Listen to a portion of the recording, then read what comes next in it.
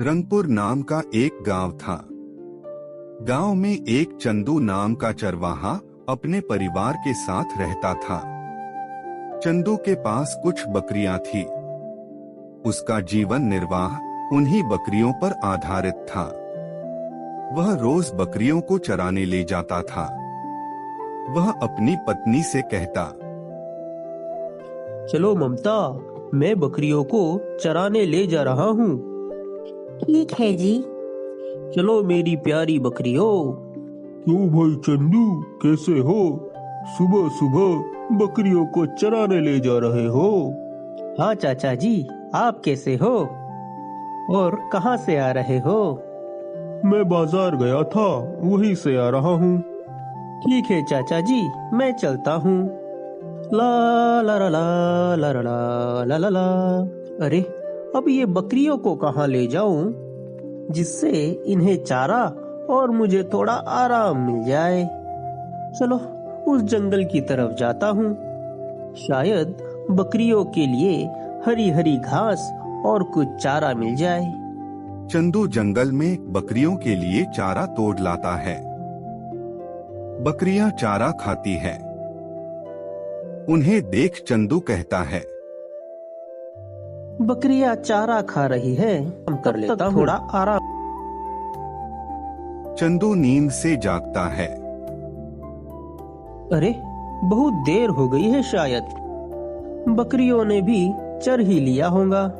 चलो अभी घर चलते हैं। आ गए जी आप। सुनो जी, घर में अनाज खत्म होने को आया है। रसोई का सामान भी थोड़ा सा ही बचा है। अरे ममता, अभी हमारे पास बकरियां भी कम हैं और बकरी के दूध की बिक्री भी तो उतनी नहीं होती। जब बकरियों की संख्या बढ़ेगी तब कमाई भी तो बढ़ेगी। अभी तुम थोड़ा सा संभाल लो। लेकिन तब तक घर कैसे चलाऊं? हम सब भूखों तो नहीं रह सकते ना। ठीक है, तो मैं एक काम करता हूँ, जमींदार से कुछ पैसे उधार ले लेता हूँ। बकरी के बिकते ही उसका सारा उधार चुका दूंगा। क्या जमींदार? अरे वो तो बहुत लालची आदमी है। लेकिन इस गांव में हमें पैसा देगा कौन? सभी गांव वाले भी तो उसी जमींदार से पैसा उधार लेते हैं। अच्छा ठीक है जी, लेकिन संभाल कर। वह जमींदार बहुत लालची और चालाक आदमी है। जितनी रकम लोगे उसे ध्यान से याद रखना और अगर जरूरत पड़े तो कहीं से लिखवा लेना। ठीक है ममता, मैं उसके पास जाकर देखता हूँ। और वैसे भी हमारे पास इन बकरियों के अलावा है भी क्या? दूसरे दिन चंदू जमींदार के पास जाता है। चंदू जमींदार को नमस्कार करते हुए कहता है, नमस्ते सेठ जी। अरे चंदू, क्या बात है? आज सवेरे सवेरे कुछ काम था क्या? हाँ सेठ जी, कुछ पैसे चाहिए थे उधार। कुछ ही दिनों में सारे के सारे लौटा दूंगा। लेकिन तू लौटाएगा कैसे? तेरे पास कुछ बकरियों के अलावा है भी क्या? सेठ जी, मेरी बकरी कुछ बच्चे देंगी, तब तक दूसरी बकरी बड़ी हो जाएगी और बस उसी को बेचकर आपके सारे पैसे चुका दूंगा। ठीक है चंदू, मैं तुम्हें पैसे दूंगा, लेकिन उसका पूरा ब्याज लूंगा। लोगों से जो लेता हूँ तुझसे थोड़ा कम ले लूंगा। धन्यवाद सेठ जी। ये ले पैसे और याद रखना, ब्याज ध्यान से लौटाना, वरना तेरी बकरियां ले जाऊंगा। मैं समय पर पैसे चुका दूंगा सेठ जी।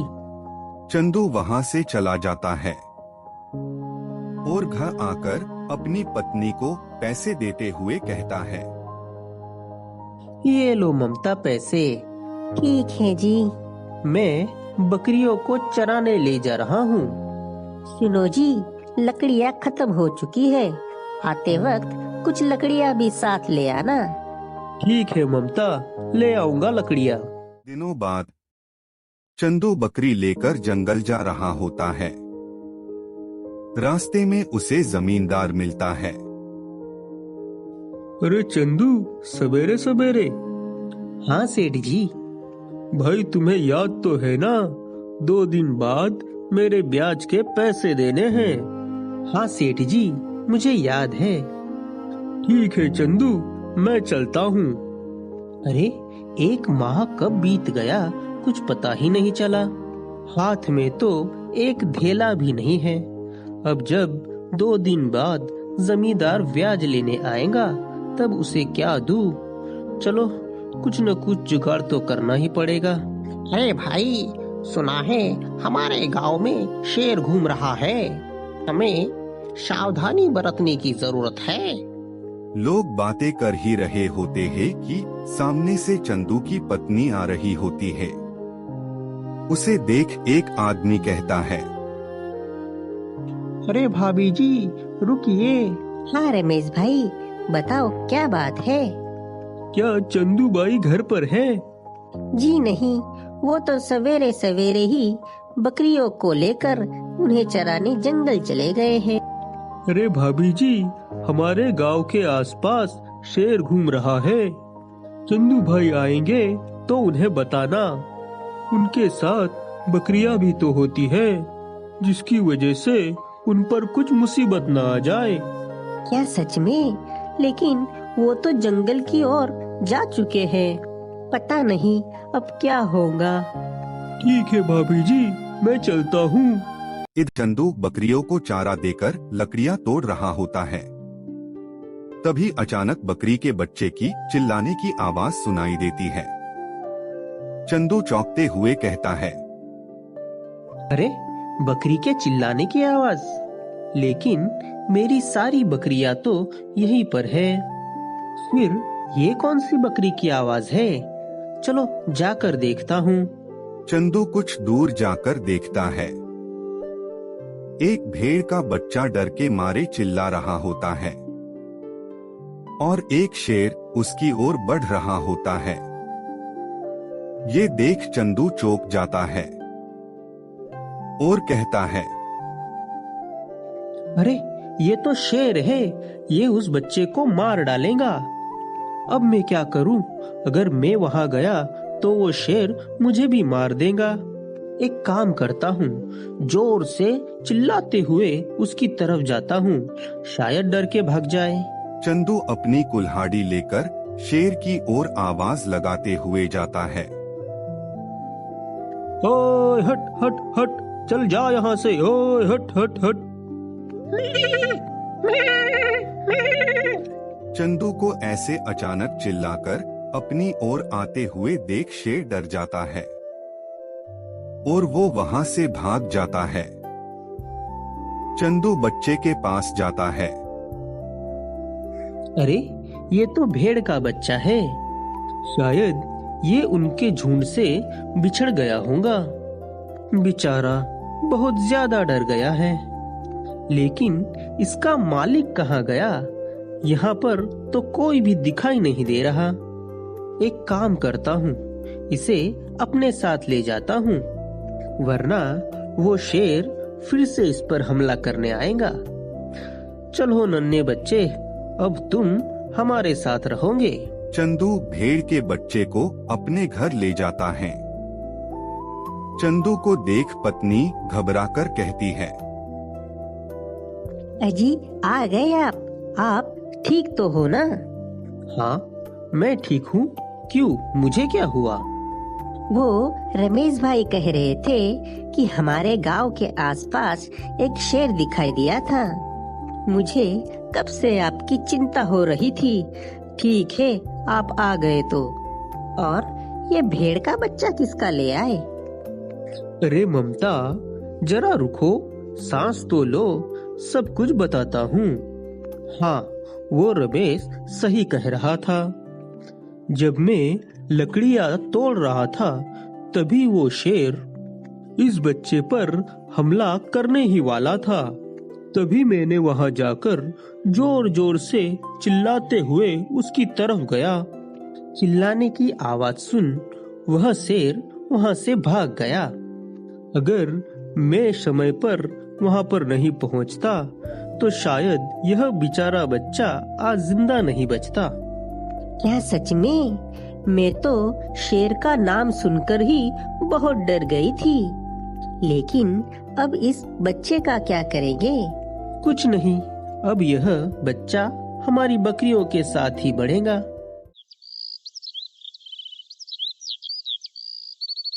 कुछ दिनों बाद जमींदार अपने साथ एक आदमी को लेकर चंदू के घर आता है और बाहर खड़े होकर आवाज लगाता है, चंदू, अरे ओ चंदू।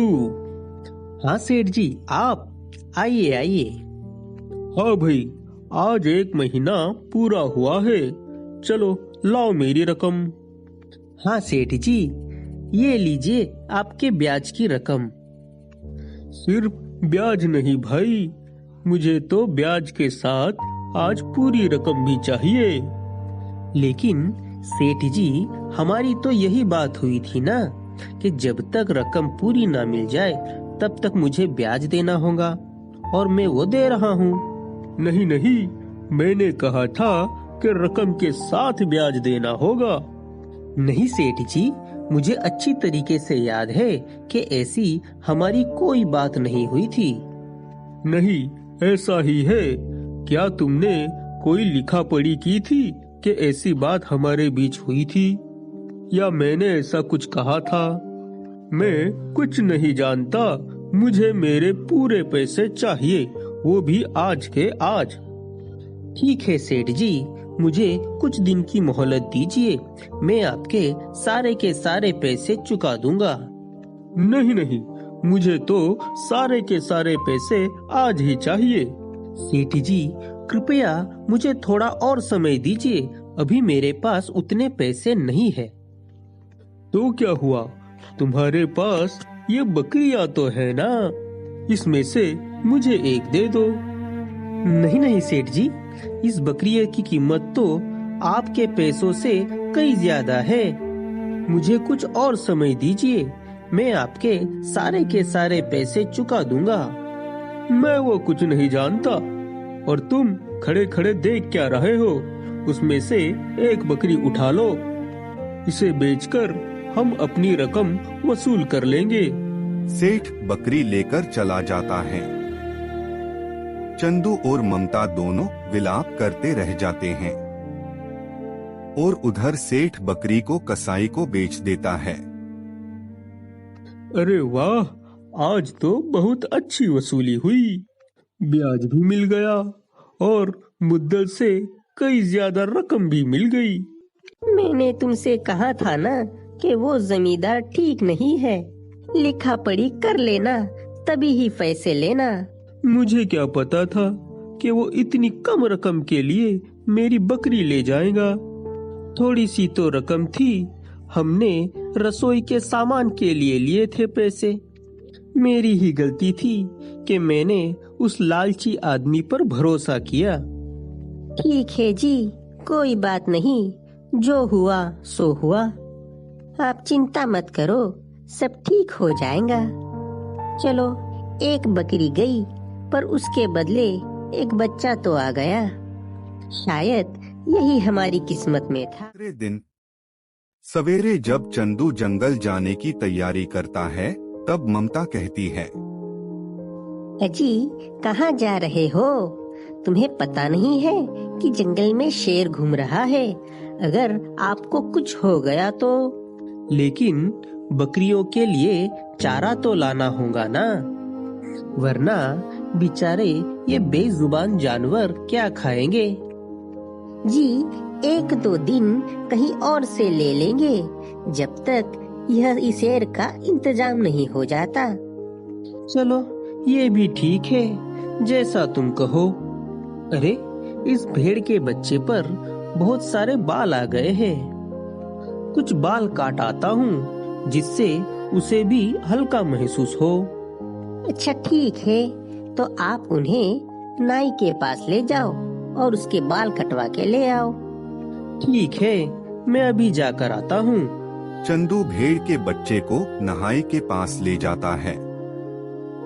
दुकानदार कहता है, अरे चंदू, ये भेड़ के बच्चे को लेकर कहाँ घूम रहे हो? अरे ये भेड़ के बच्चे के बाल कटवाने थे, क्या तुम काट दोगे? क्या कहा? इस भेड़ की हजामत करनी है? क्या तुम पागल हो गए हो? अगर मैं इस भेड़ की हजामत करूंगा तो मेरी तो कैंची ही टूट जाएगी। माफ करना भाई, मैं ये नहीं कर सकता। हाँ, अगर तुम्हारे बाल काटने हो तो कहो। नहीं भाई, इस भेड़ के ही कटवाने थे। चंदू एक दो दुकान में जाता है, पर कोई भी भेड़ के बाल काटने को तैयार नहीं होता। चंदू भेड़ के बच्चे को लेकर घर वापस आता है। पत्नी कहती है, क्या हुआ जी, आप ऐसे ही वापस आए? क्या इस भेड़ के बाल नहीं कटवाए? नहीं ममता, कोई भी नाई इस भेड़ के बाल काटने को तैयार ही नहीं है। कहते हैं कि उनकी कैंची टूट जाएगी। शायद भेड़ के बाल काटने वाली कैंची अलग आती होंगी। लगता है हमें ही अब घर इसके बाल काटने होंगे। क्या अब तुम बकरियां चराते चराते बकरियों के बाल काटने वाले नाई का काम भी करोगे? क्या करे ममता, अब तो करना ही पड़ेगा। एक बार चंदू रास्ते से जा रहा था। उसे रास्ते पर कुछ चमकदार चीज दिखाई देती है। अरे ये क्या चीज है? पास जाकर देखता हूँ। अरे वाह, यह तो कैंची है। बड़ी अनोखी कैंची है। चलो, अच्छा ही हुआ अभी भेड़ के बच्चे के बाल काटने का इंतजाम हो गया। अभी घर जाकर बच्चे की हजामत कर देता हूँ। चंदू घर आकर पत्नी को आवाज लगाता है, ममता, अरे ममता, ये क्या हुआ? ये देखो मुझे क्या मिला। ये क्या कैंची लाए हो? हाँ, घर की ओर आते समय रास्ते में मिली। देखो कितनी चमक रही है, एकदम नई सी लग रही है। इससे बेशक इस भेड़ की हजामत हो जाएगी। चंदू भेड़ के बाल काटता है। ये लो, हो गई भेड़ की हजामत। ममता, ये भेड़ के बाल जरा एक और कर देना। दूसरे दिन सवेरे जब ममता बकरियों को चारा देने जाती है, तब चौंककर चंदू को आवाज लगाते हुए कहती है, अजी सुनते हो? जल्दी बाहर आओ। ये देखो, यह भेड़ को क्या हुआ है? अरे क्या हुआ, क्या हुआ? ये देखो जी, तुमने कल ही तो इसके बाल काटे थे, ये तो फिर से वापस आ गए। अरे हाँ, ये तो कल ही तो बाल काटे थे, आज फिर से कैसे वापस आ गए? अजी, कहीं भेड़ बदल तो नहीं गया ना? नहीं, वही तो है। ममता, जरा वो कैंची लाना तो। रहने दो जी, तुम बाल काटोगे फिर से इस भेड़ के बाल उग जाएंगे, पूरा घर भेड़ के बालों से भर जाएगा। आप इसे ऐसे ही रहने दो, शायद इस भेड़ की बाल बढ़ने की क्षमता कहीं अधिक होगी, इसीलिए ऐसा होता होगा। अरे चंदू भाई, आप घर पर ही हो? हाँ रमेश, क्या हुआ? चंदू भाई, एक अच्छी खबर है। वो जो शेर था ना, उसे जंगल के अफसरों ने पकड़ लिया है। अब गांव वालों को उस शेर से कोई भी खतरा नहीं है। वाह, ये तो बहुत ही अच्छी बात है। बकरियों का चारा भी खत्म होने आया था। अब आप बिना डरे बकरियों को जंगल ले जा सकते हो और चरा ला सकते हो। सही कहा ममता, मैं अभी बकरियों को चराने ले जाता हूँ। और हाँ रमेश, तुम्हारा भी बहुत बहुत धन्यवाद।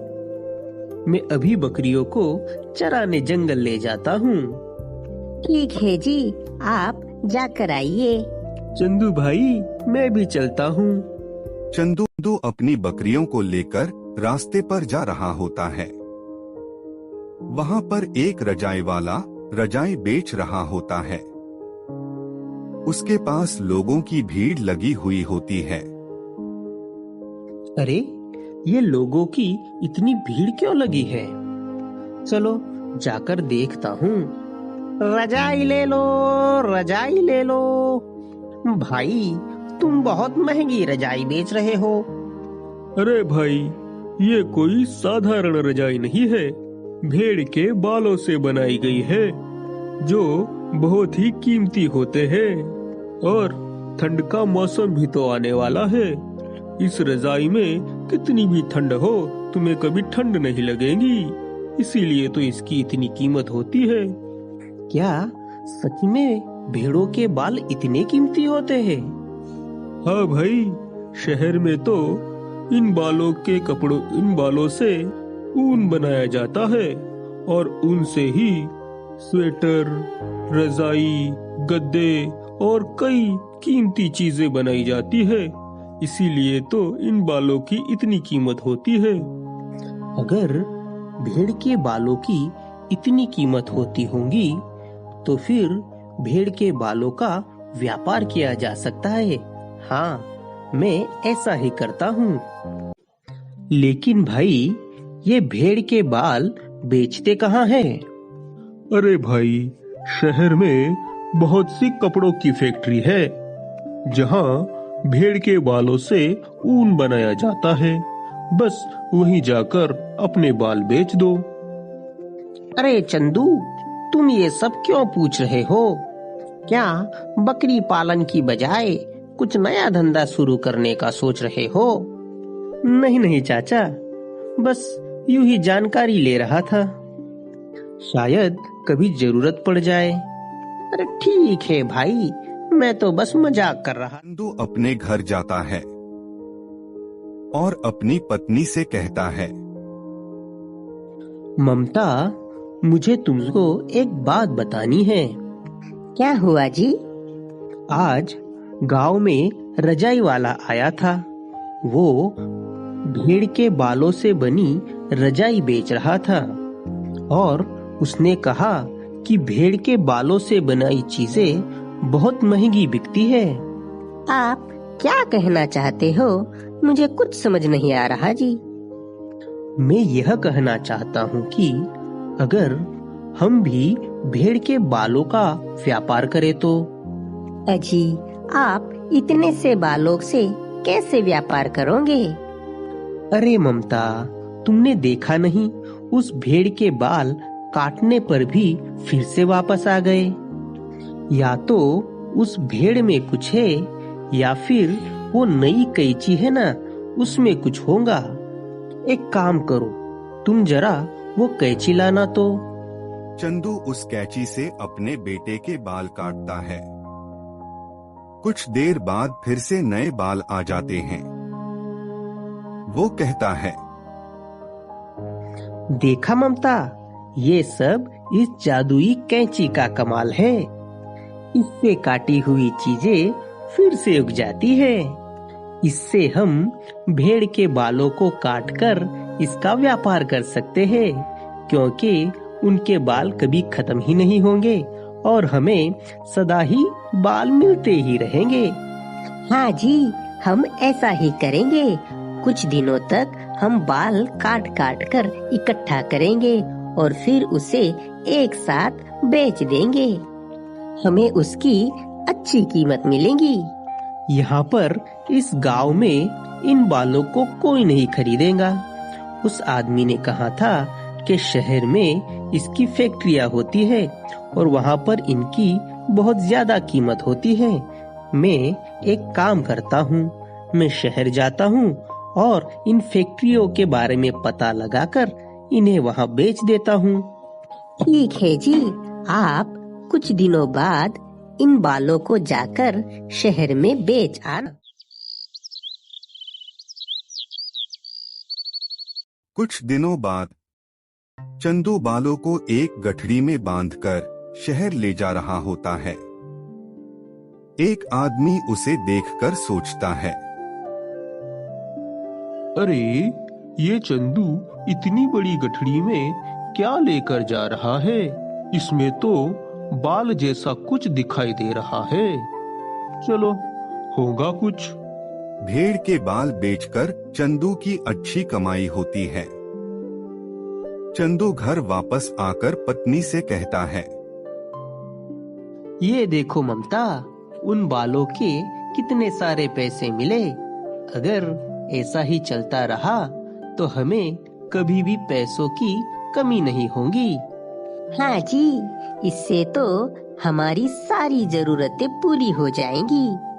बेटे की शिक्षा, अनाज, घर, ये सारी जरूरतें पूरी हो जाएंगी। ये सारी आपके अच्छे कर्मों का नतीजा है। उस दिन अगर आप अपनी जान पर खेलकर इस भेड़ के बच्चे को नहीं बचाते तो ये सब नहीं हो पाता। सही कहा ममता। मुझे लगता है कि अब हमें इन पैसों से कुछ भेड़ें और खरीद लेनी चाहिए। हाँ जी, क्यों नहीं। आप इन पैसों के लेकर जाओ और कुछ भेड़ और खरीद ले आओ। चंदू कुछ भेड़ लेकर आ रहा होता है। उसे देखकर लोग कहते हैं, अरे क्या बात है, कल तक इस चंदू के पास कुछ बकरियां ही थी, अब तो ये और भेड़ खरीद लाया। लगता है भेड़ों से चंदू की अच्छी कमाई हो रही है। अरे नहीं भाई, ये तो उन भेड़ों के बालों की कमाई है। भेड़ों के बालों की कमाई? वो कैसे? चंदू अपने भेड़ के बालों को ले जाकर शहर में बेचता है, जिससे उसकी अच्छी कमाई होती है। तुम्हें याद नहीं, उस दिन उस रजाई वाले ने क्या कहा था कि भेड़ के बालों से कई कीमती चीजें बनती है। लेकिन ये सब तुम्हें कैसे पता? मैंने कुछ दिन पहले चंदू को स्टेशन पर देखा था। उसके पास बहुत बड़ी गठड़ी थी जिसमें बहुत सारे बाल थे। वाह भाई, बहुत अच्छा दिमाग लगाया है चंदू ने। वो अभी भेड़ों के बालों को बड़ी गाड़ियों में भरकर बेचने लगा था। चंदू अब बड़ा व्यापारी बन चुका था। उसकी तरक्की देख जमींदार को जलन होने लगी। अरे, ये चंदू कुछ महीनों पहले कुछ थोड़े से पैसों के लिए इस चंदू ने मुझे अपनी बकरी दे दी थी, और अब इतने जल्दी इतनी तरक्की। अगर गांव में ये अमीर बन गया तो मेरा तो वजूद ही खत्म हो जाएगा। लोग मेरी इज्जत नहीं करेंगे। नहीं नहीं, ऐसा नहीं होगा। गांव में सिर्फ एक ही अमीर आदमी होना चाहिए, और वो सिर्फ मैं। हरिया, जाओ पता लगाओ उसके पास इतना पैसा कहाँ से आया, उसका व्यापार इतना बड़ा कैसे हुआ। जी मालिक। चंदू भेड़ के बाल निकाल रहा होता है। हरिया चुपके से देखता है तो कुछ ही देर में उसके बाल फिर से आ जाते हैं। ये देख हरिया जमींदार के पास जाता है। मालिक, चंदू के पास एक भेड़ है जिसके बाल काटो तो वो फिर से उग जाते हैं। अच्छा, तो ये बात है। ये राज है चंदू की अमीरी का। हरिया, एक काम करो, तुम रात को चुपके से जाओ और उस भेड़ को उठा ले आओ। फिर देखता हूँ इस चंदू के बच्चे को। हरिया पत्तों में बेहोशी की दवा मिलाकर रात में चुपके से चंदू के बाड़े में जाता है। इतनी सारी भेड़ देखकर हरिया कहता है, अरे, इतनी भेड़ों में वो कौन सी भेड़ थी? अब ये पत्ते किसे खिलाऊं? हाँ, वो छोटी सी भेड़ होगी, उसी के ले जाता हूँ। वो भेड़ को पत्ते खिलाता है और भेड़ को अपने साथ ले जाता है। उसे भेड़ ले जाते देख रमेश देख लेता है। दूसरे दिन रमेश चंदू को रात में हुई घटना के बारे में बताता है। चंदू गांव वालों को लेकर जमींदार के घर जाने के लिए निकलते हैं। हरिया, ला वो कैची। आज हम भी देखते हैं कि इस भेड़ के बाल काटने से फिर से कैसे आ जाते हैं। जमींदार भेड़ के बाल काट ही रहा होता है। उतने में ही चंदू गांव वालों को लेकर वहां पर आ जाता है। वो देखिए सरपंच जी, ये जमींदार मेरी भेड़ को चुराकर यहाँ ले आया है। नहीं नहीं सरपंच जी, ये चंदू हम सबको उल्लू बना रहा है। इसके पास ये जादुई भेड़ है जिसके बाल काटने से वो फिर से आ जाते हैं। मैं इसकी तसल्ली करने के लिए इस भेड़ को यहाँ लाया हूँ। क्या कहा? जादुई भेड़? नहीं सरपंच जी, ये जमींदार झूठ बोल रहा है। इसने पहले भी ब्याज के बहाने बहुत थोड़ी सी रकम देकर मुझसे मेरी बकरी जबरदस्ती लेकर चला गया था, और अब ये भेड़। हाँ हाँ सरपंच जी, ये बात सही है। ये जमींदार ब्याज के बहाने हमसे दुगना पैसा वसूलता है और हमारी जमीन और चीजें भी ले लेता है। नहीं नहीं सरपंच जी, ऐसा नहीं है। मैं तो जरूरतमंद लोगों की मदद करता हूँ, लेकिन फिर भी अगर आपको ऐसा लगता है तो इस भेड़ के बाल काट कर देख लो। दूध का दूध और पानी का पानी हो जाएगा। अगर ऐसा हुआ तो मैंने जिसके पास से भी जो कुछ भी लिया है, मैं गांव वालों को सब कुछ लौटा दूंगा। लेकिन अगर ये बात सच निकली तो चंदू को अपना घर और ये सारी भेड़ मुझे देनी होगी। क्यों भाई चंदू, क्या तुम्हें इस बात से आपत्ति है? नहीं नहीं सरपंच जी, तुम खुद अपने हाथों से इस भेड़ के बाल काटो। सरपंच भेड़ के बालों को काटता है और गांव वाले सब बाल उगने की राह देखते हैं, पर कुछ नहीं होता। अरे भाई जमींदार, यहाँ पर तो कुछ भी नहीं हुआ। अरे तूने तो कहा था ना कि इसके पास एक जादुई भेड़ है, लेकिन यहाँ पर तो कुछ भी नहीं हुआ। लेकिन मैंने तो देखा था। शायद शराब की वजह से मैंने कुछ गलत समझ लिया होगा। अरे हरिया, तेरी वजह से मैं बर्बाद हो गया। देखो जमींदार, अभी वादे के मुताबिक तुमने लोगों से जो कुछ भी लिया है वो सब तुम्हें वापस देना होगा, वरना तुम्हें इस गांव को छोड़कर जाना होगा। बताओ अब तुम्हें क्या करना है? नहीं नहीं सरपंच जी, मैं सबकी जमीन, चीजें, पैसे सब लौटा दूंगा। चंदू, तुम्हारा बहुत धन्यवाद। आज तुम्हारी वजह से लोगों से लूटी हुई सारी चीजें लोगों को फिर से मिल गई। अरे नहीं भाई, ये तो अपने अपने कर्मों का फल है। चंदू अभी उस जादुई कैंची की वजह से गांव का अमीर और दानवीर आदमी बन चुका था।